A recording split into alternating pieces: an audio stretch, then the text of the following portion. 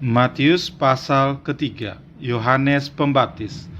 Pada waktu itu tampillah Yohanes Pembaptis di padang gurun Yudea dan memberitakan.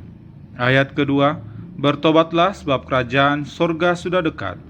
Ayat ketiga, sesungguhnya dialah yang dimaksudkan Nabi Yesaya ketika ia berkata, ada suara orang yang berseru-seru di padang gurun, persiapkanlah jalan untuk Tuhan, luruskanlah jalan baginya. Ayat keempat, Yohanes memakai jubah bulu unta dan ikat pinggang kulit, dan makanannya belalang dan madu hutan.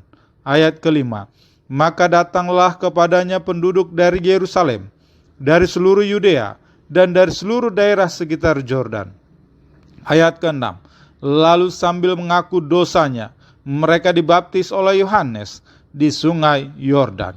Ayat ketujuh, tetapi waktu ia melihat banyak orang Farisi dan orang Saduki datang dibaptis, berkatalah ia kepada mereka, hai kamu keturunan ular beludak, siapakah yang mengatakan kepada kamu bahwa kamu dapat melarikan diri dari murka yang akan datang? Ayat ke-8, jadi hasilkanlah buah yang sesuai dengan pertobatan.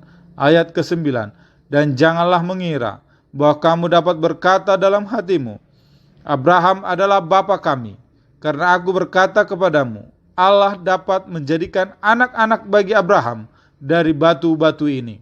Ayat ke-10, kapak sudah tersedia pada akar pohon, dan setiap pohon yang tidak menghasilkan buah yang baik pasti ditebang dan dibuang ke dalam api.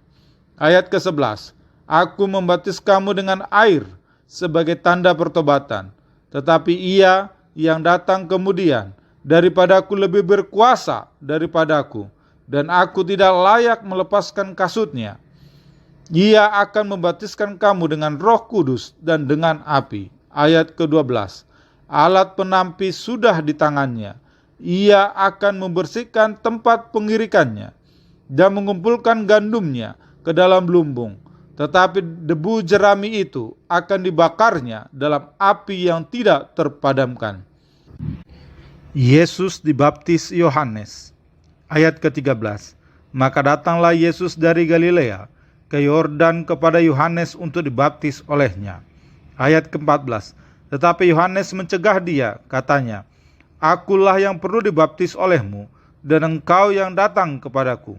Ayat ke-15, lalu Yesus menjawab, katanya kepadanya, biarlah hal itu terjadi, karena demikianlah sepatutnya kita menggenapkan seluruh kehendak Allah. Dan Yohanes pun menurutinya.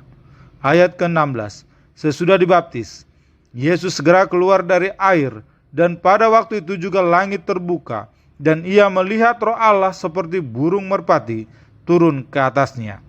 Ayat ke-17, lalu terdengarlah suara dari surga yang mengatakan, inilah anakku yang kukasihi, kepadanya lah aku berkenan.